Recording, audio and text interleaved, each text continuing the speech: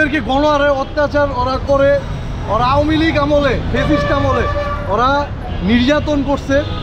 কিন্তু হচ্ছে আমরা তো আর দৈমা থাকবো না, ঠিক আছে? ওরা আমাদের কলেজ ক্যাম্পাসে মাঝে মাঝে এসে অ্যাটাক করে, আমরা হচ্ছে ওদের কিছু বলি না ওইভাবে।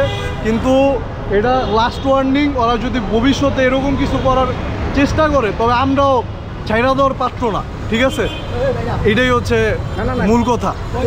ওরা যদি ওরা হচ্ছে বাস থেকে আমাদের ছেলেদের পাইছে, পায়া বাস থেকে বিনা কারণে আমাদের আইডি কার্ড দেখেই, আমাদের এই আইডি কার্ড কি কোনো সমস্যা? আমরা কি স্টুডেন্ট না?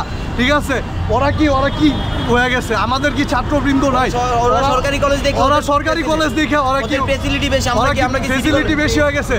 আমাদেরও এটা সিটি কলেজ, এটা ব্যাচ 25, এটা মাথা রাখতে হবে এবং আমরাও দৈমা থাকতে পারবো না। ওরা যদি আসে এর তীব্র নিন্দা হবে এবং আমরা এর মোকাবেলা করতে প্রস্তুত আছি ইনশাআল্লাহ।